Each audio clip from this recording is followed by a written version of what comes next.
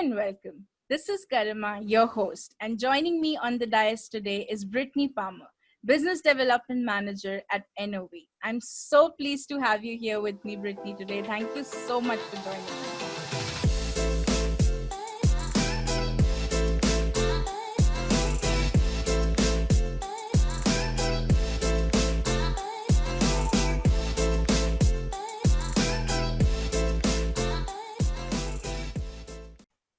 Thanks for having me. This is such an honor. I love following you. So this is so great.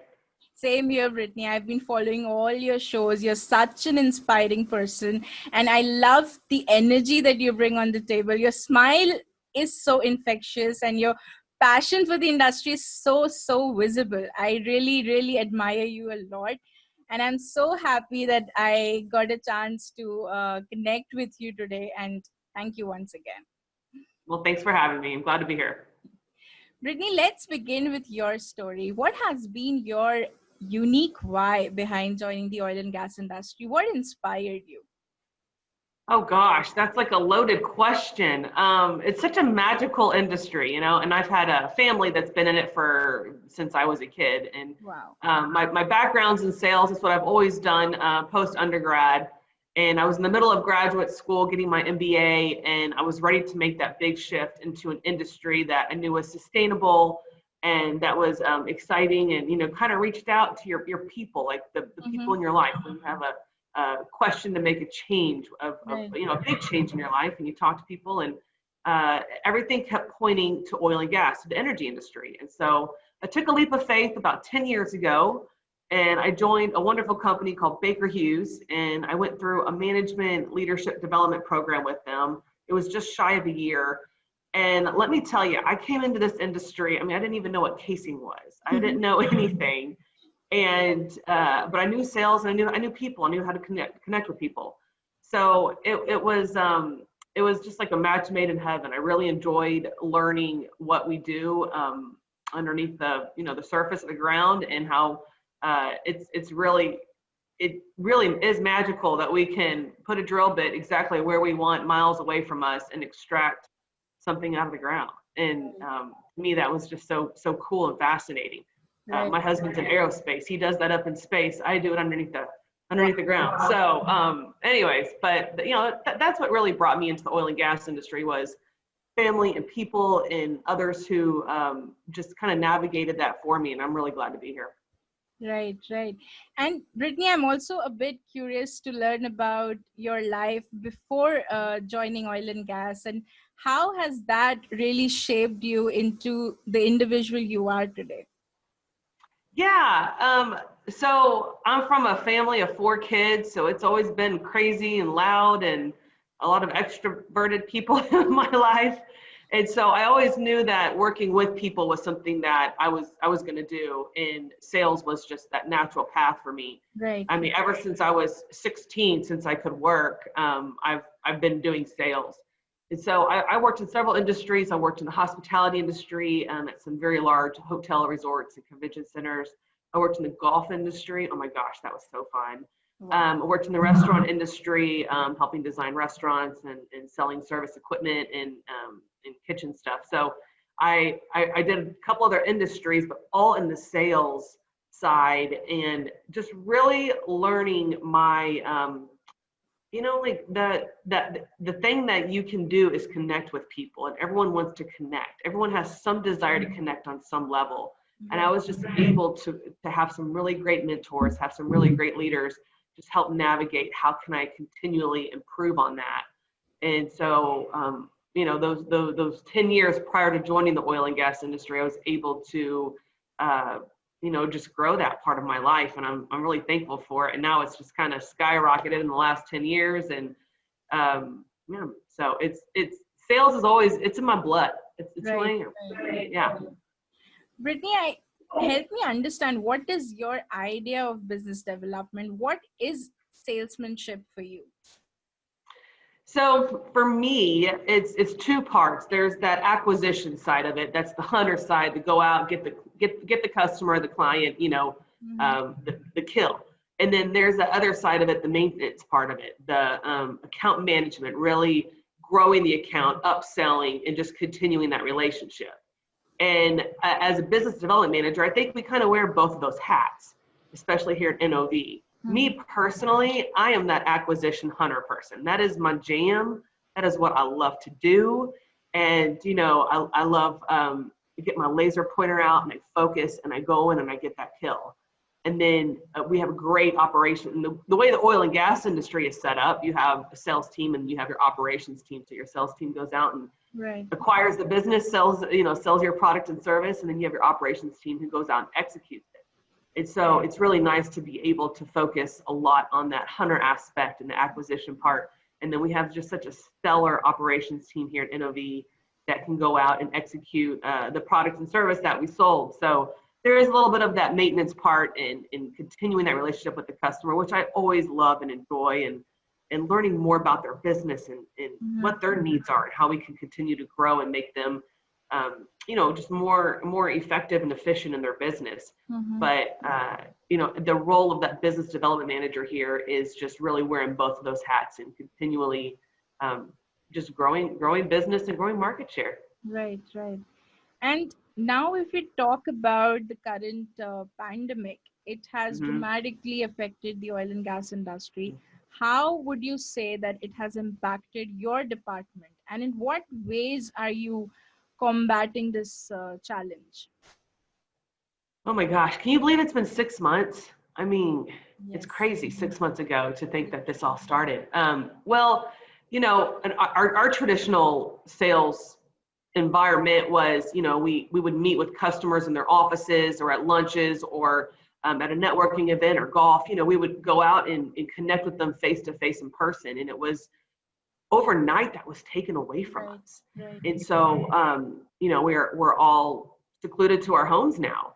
And I love working from home. I've been working from home for 6 years. So I told my husband, I've been training for this. I'm ready to go.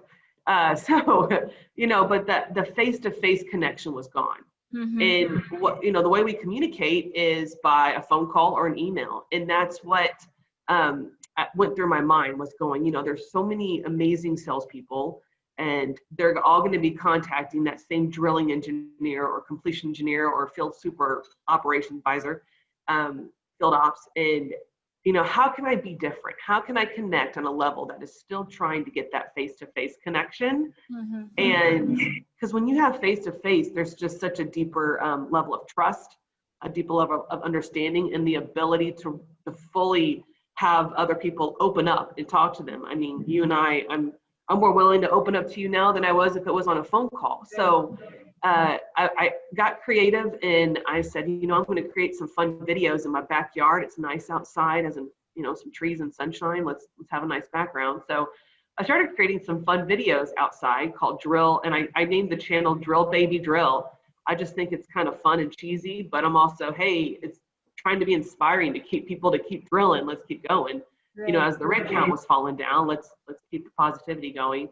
And that's kind of where all of this started was back in March. And my boss and I, he's a great leader. We sat down and he's like, all right, let's get creative. What can we do that's different besides emailing and calling like everyone else? And so I said, well, how about I'll do some fun videos and post them on LinkedIn and just see what happens. And it took off. It was really cool. It's exciting. And I've owned a business in the past, a few years ago, in social media. I learned a lot about social media and how powerful that tool is. So, but LinkedIn is a new platform for me, and so I was able to create those videos, and they've grown into some fun interviews. They were very just inspirational. Let's keep going, guys, in the beginning, and now we're diving into a lot of technology, which I'm loving. I have no idea how many product lines NOV has. I mean, it's so cool. So, I'm segmented on the drilling well site services side, but we have so many product lines, and it's been great to meet other people within my company internally, as well as share our products and services with the world via the Drill Baby Drill video on LinkedIn. So, as the pandemic is still continuing, I'm seeing a lot more optimistic signs that we're going to be able to get back out here pretty soon. I still feel that way very much, and I'm ready to get back out and see my customers and shake their hands. socially responsibly shake their hands Right, right. and just get back with them and connect and hear what their plans are going forward for next year. Right, right, right. And how have things changed on the professional front if we talk about your team, your Mhm. collaboration with them, your communication with them, your regular communication with them? Because you did mention that you have worked from home for quite some time now. And how do you see that shifting? Because there are so many people who are not really used to this, right? Slowly, everyone Right, is trying to adjust to this new environment, but it's not the same for everyone, right? It's to each his right. own. Somebody's very comfortable with it, like I am super comfortable with it, you are super comfortable with it, but people have this different outlook towards the whole situation. What kind of picture do you have before yourself?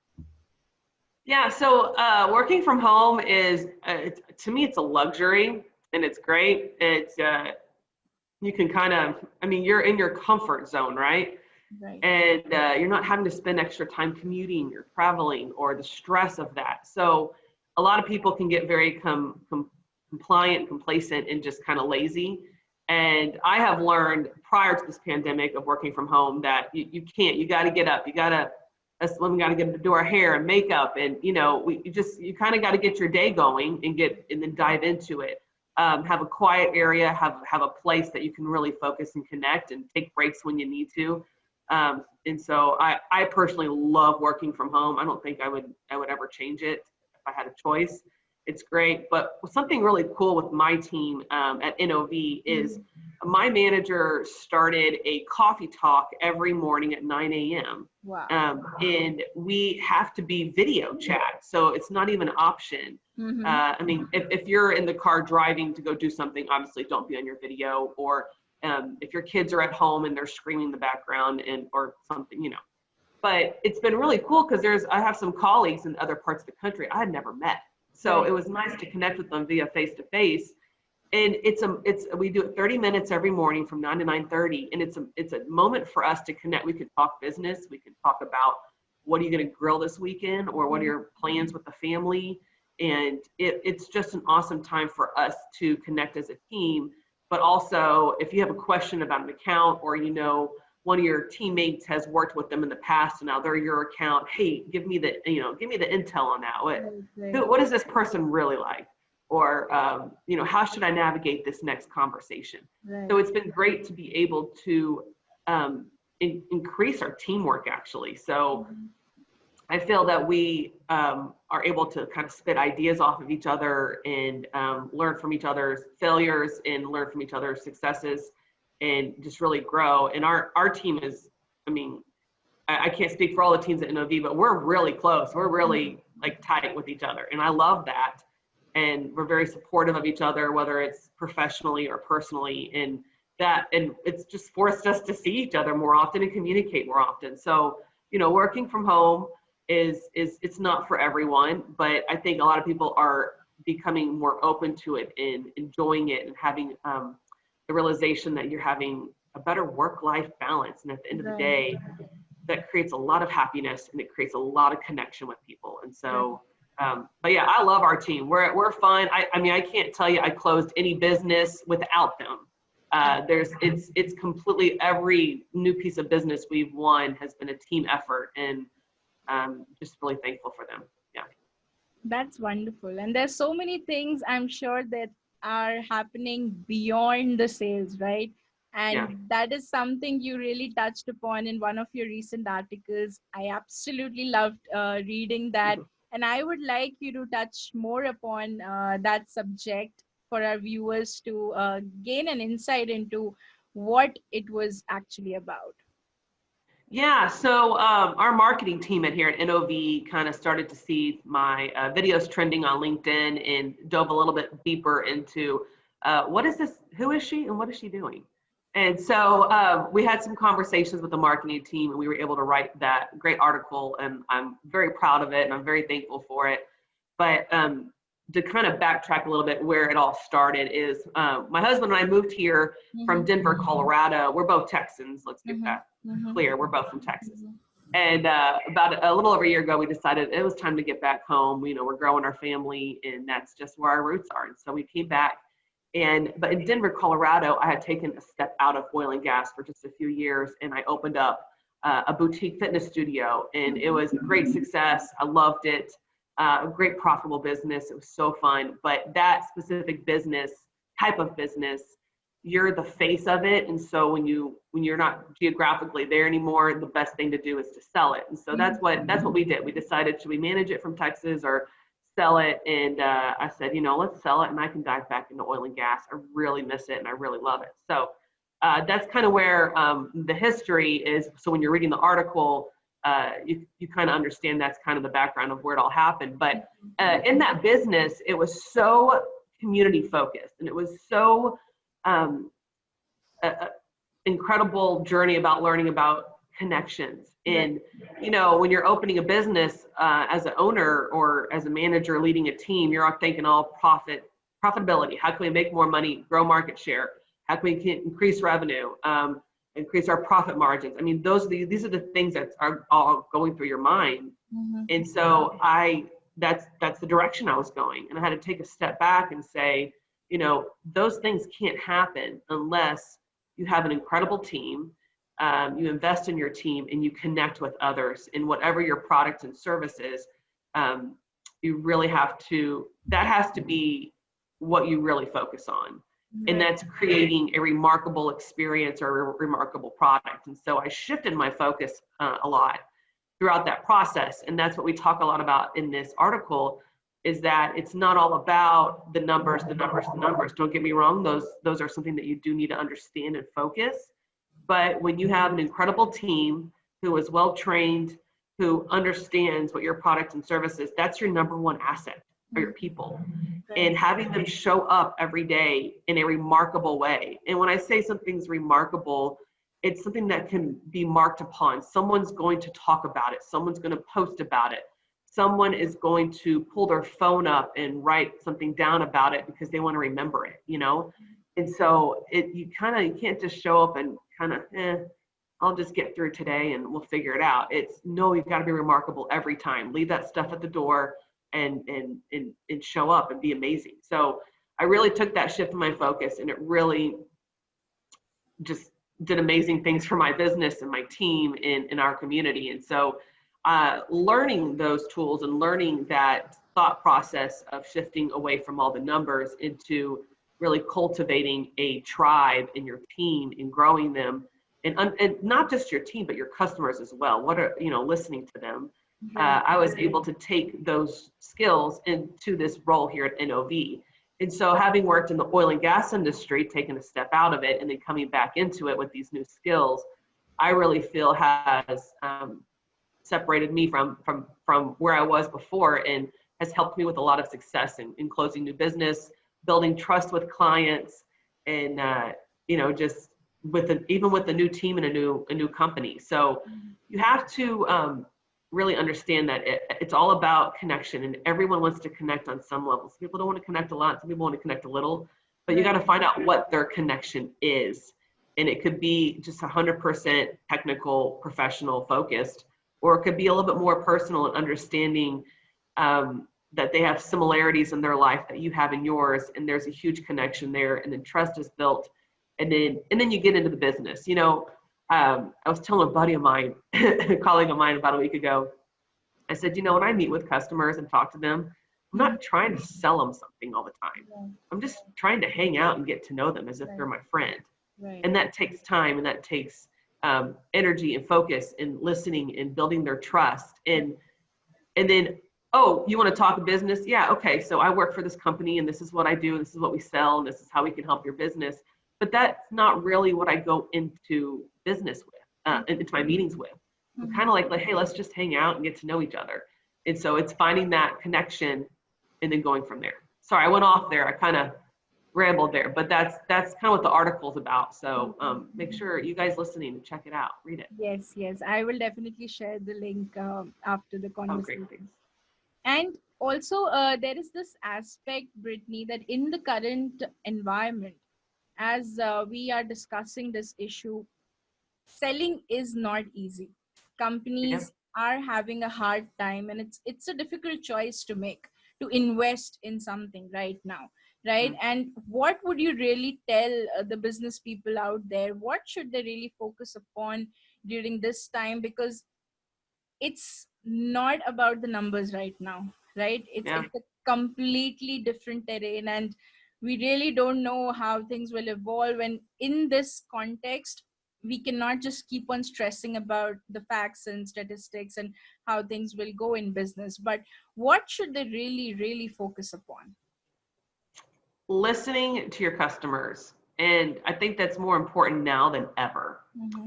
And the reason I say that is because not only has our role changed as a service company and as in sales, but their role, their pocketbook has changed. Everything about their business has completely changed. You know, we were over 1,000 rigs here in the US, and now we're down below 250 rigs. So the pool of business, the opportunity is a lot less. But yet there's, you know it's going to come back, and you know that it's going to be different when it does come back. And I think the biggest thing in sales is you really need to understand your customer and what their changes are, and be okay with it. Be willing to understand that they've had to lay off 40% of their staff and their budgets have been cut. Work with them on pricing. Work with them on being able to deliver whatever your product or service is. Really understand what their needs are and listening, versus taking the old selling approach that you need to have this widget or this service. You have to have it. It's, well, they don't need it right now. They're going to need it in the future. Or you know, you can sit back and take a look at what their business is doing now and where you think it's going to go by all the conversations and the video chats that we're having, and really offer them more of a cost benefit in a place to help them save money and make them look good to their management and their owners. And then always, you know, developing new technology. So I'm not the one developing new technology. I'm the one bringing back hey, my customers asked me for this, go develop it. But you know, just always being able to understand your customers' needs. But it's now more than ever in sales that we have to really understand. And you know, if a fun article comes out about a customer, that doesn't mean they're picking up a rig and drilling in 2 weeks. Really understand what they have going on and what's coming up, and then being there to help them. And you know, I say those words that, well, that's what we've always done in sales, but now it's kind of more hyper focused, because they're having to hyper focus on their business and slow down, or lay a rig down, or rethink what they were doing, and maybe they were not being technically advanced like they thought they were, and they can switch out a composite frac plug for a dissolvable frac plug, and it might cost them a little bit more money for the actual product or service, but in the end, the cost benefit savings for them for the other services that they would have to use, that's just an example, is so much that it's actually worth their time and their money. So it's really being able to educate with your customers what your technology is and how it's going to help them. And I think the name of the game right now is just being patient. And a lot of salespeople are not patient. They want you know, something now, and they don't want to wait. So just being patient, really understanding what your customers' needs are and how they've changed. Every single one of our customers' needs have changed. So navigating those conversations, being supportive, being understanding. You know, it's kind of cliche to say it, but we're all in this together. And so just understanding that, you know, they're having to take a price break, you need to take one. So and then, you know, the market will come back, and things are going to come back, and business will thrive again. And I'm ready for that. Right. Yeah. And amidst all of this, how important does social media become? Well, I think it's now more prevalent than ever, and very important. I think it's understanding the different platforms that we have out there and how to use them the right way. The business I had in Denver, Instagram and Facebook were like the best platforms for me. Connecting with my clients in the actual demographic that I was going after, that's what they used. So in this industry, it's LinkedIn, and I love it. LinkedIn is so fun. And I like that we really try hard to keep it, keep it professional and keep Yes. the crud out of it. So it's been a huge tool for us. And I personally have been on LinkedIn and social media more than I was before the pandemic. And it's just another great way to connect with people. It's people I used to work with in the industry 8-10 years ago that I haven't seen or talked to in 8 or 10 years, and I'm able to see where they're at now. I'm able to connect and see what technology they have. I'm able to encourage them and promote them and like them and share their post and comment on it.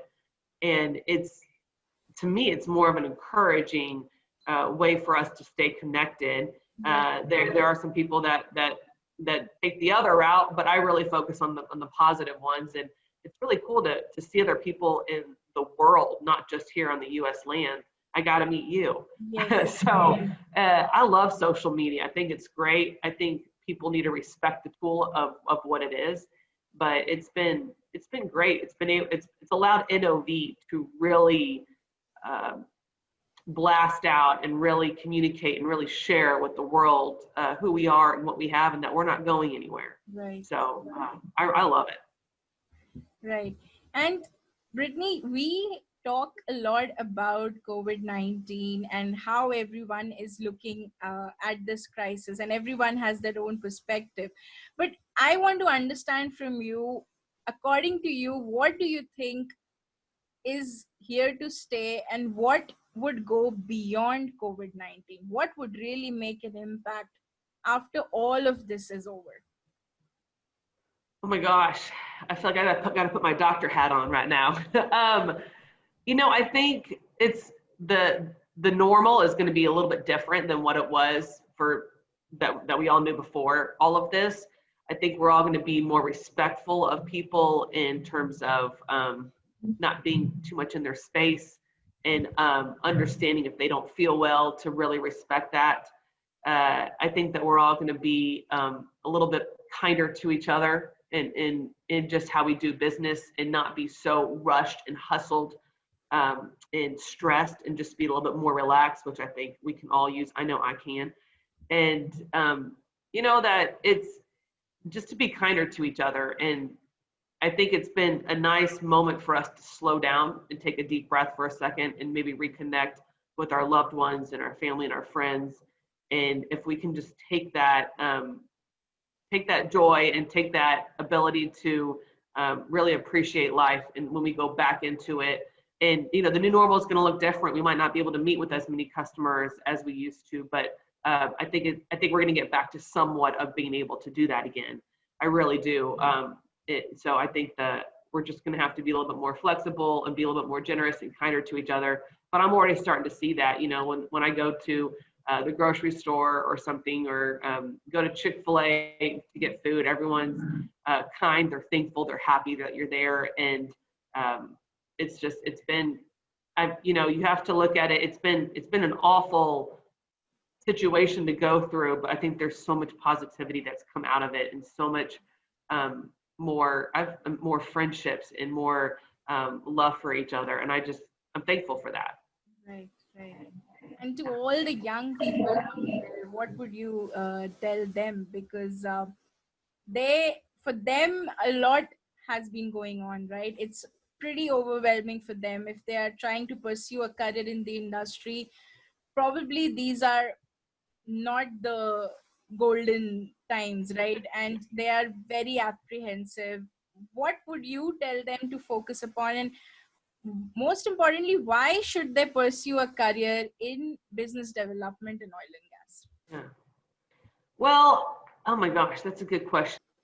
I would tell the younger generation is really dig deep to find out what you want to do in the oil and gas or energy industry. There's so many avenues now, and there's so many opportunities. Even though it's been a pandemic, and businesses have kind of shrunk down or closed off, there's still a ton of opportunity. And so being willing to connect with people, get creative on how you're going to connect with them.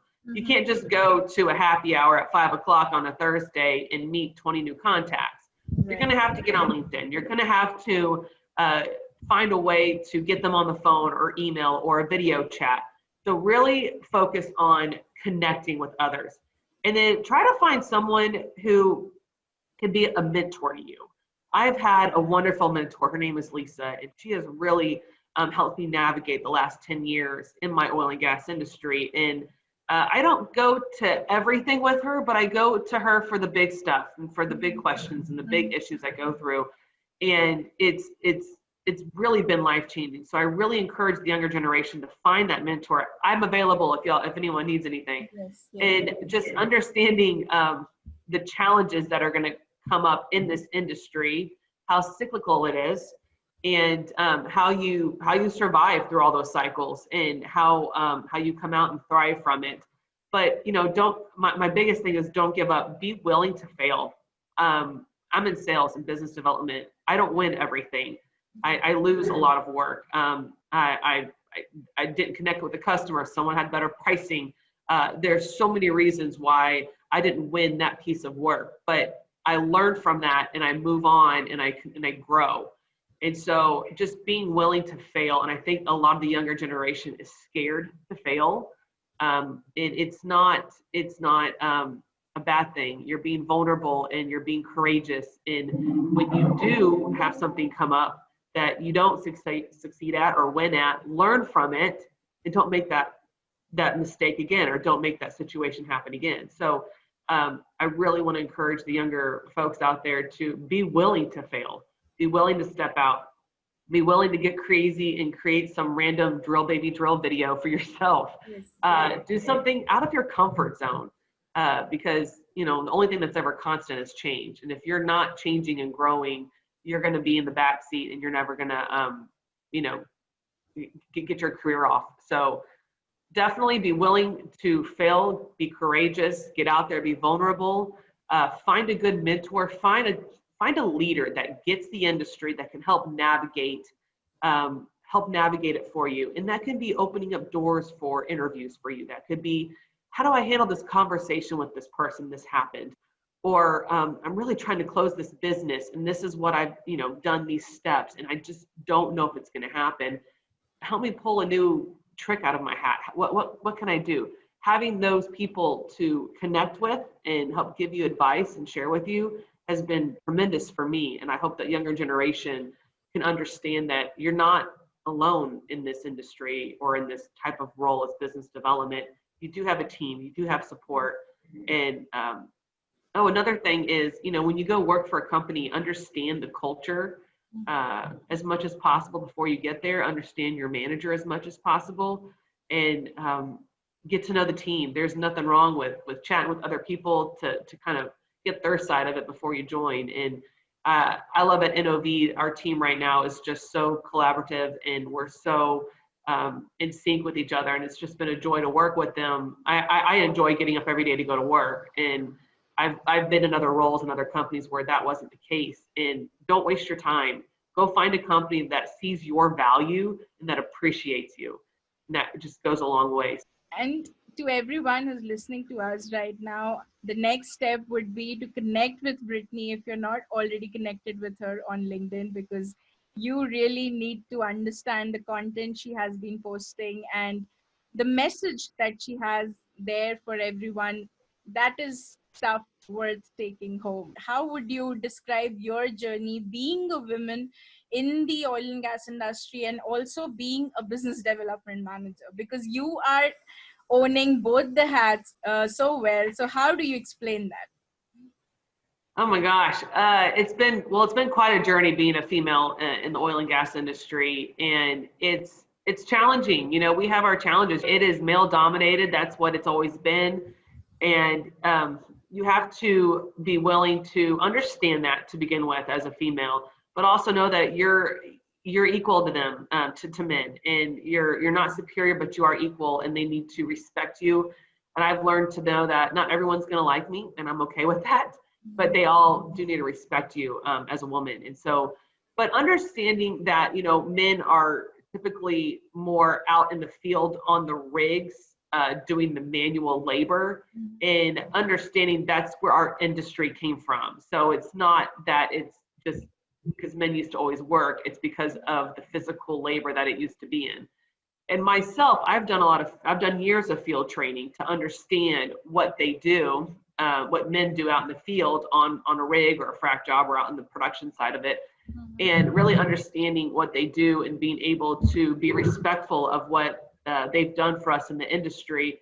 But over the last 10 years, I have seen a huge shift in more women being welcomed to the industry, more women being respected, more women being promoted and understood. And I think that's such a beautiful thing, especially in this specific industry of energy.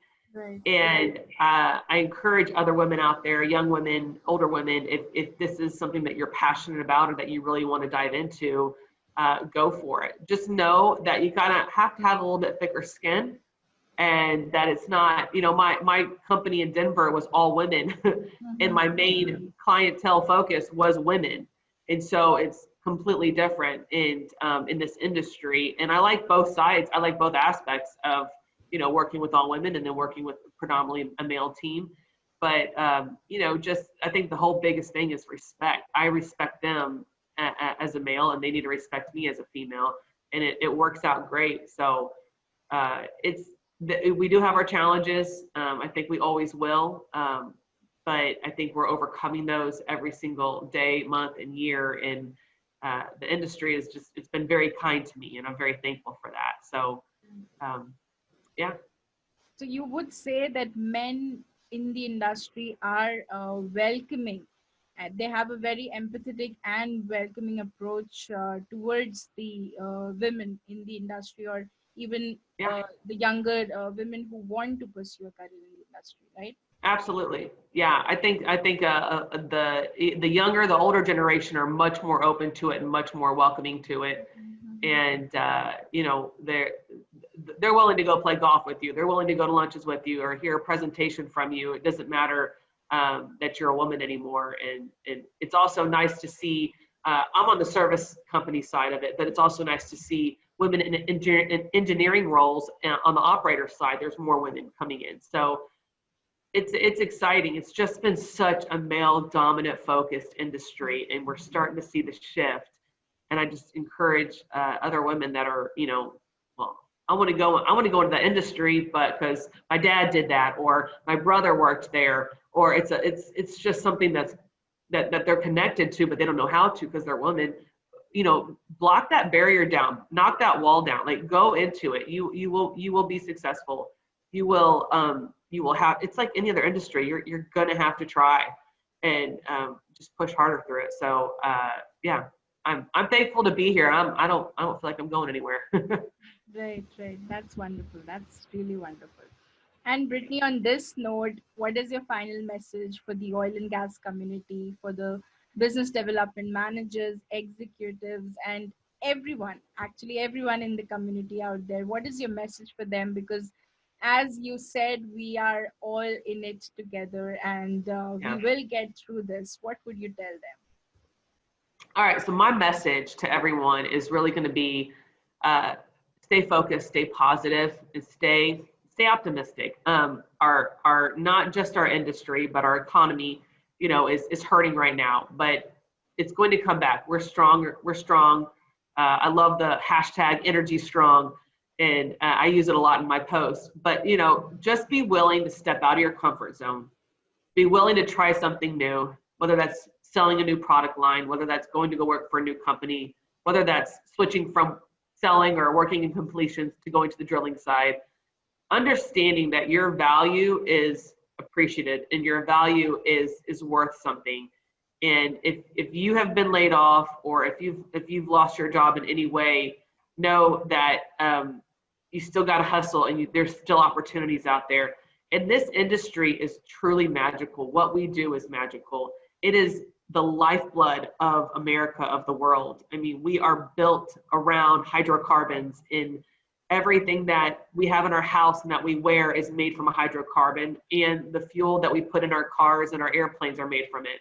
So it is a necessity. It is something that's not going to go away. It is something that we all genuinely need, but we also need to get smarter at it. And so be that person just to continue to go out there and strive for greatness. Be innovative. Don't be willing to fail. Don't be willing to mess up and make a mistake and learn from it and grow on. But I'm very hopeful for this industry. I love this company I'm working for, NOV, and my team and my leadership. And yeah, don't lose sight of finding your community. And that's going to look different for everyone. And the way that we connect with people is going to look different for everyone. But don't stop looking to connect. And when you have those folks you can connect with, whether it's a mentor, your manager, your boss, a colleague, a new friend in the industry that you've never worked with before, those connections are really going to take you places, and really nurture them, build up trust, and just continue to fight the fight that we're all in together. And we are in this together. And if you don't think we are. Thank you so much, Britney, for such a beautiful and inspiring message. It's been absolutely amazing having you here with me today. And I'm so grateful that we connected today and I learned so much about you. I got to understand where all those amazing ideas and inspiration are actually coming from. And today I know you better, and I'm really grateful for that. And to everyone who's listening to us right now, I will again nudge you, do connect with Britney, and also make sure you read the article that Britney has penned down, and the link is right there in the description. Make sure you read that. Thank you so much, Britney, once again. Thank you for having me. This has been a joy, and I just love what you're doing for our industry and our community. And it's so great to get to know you as well. So thank you for this podcast and sharing this with the world, and just so thankful for you. Thank you. Thank you.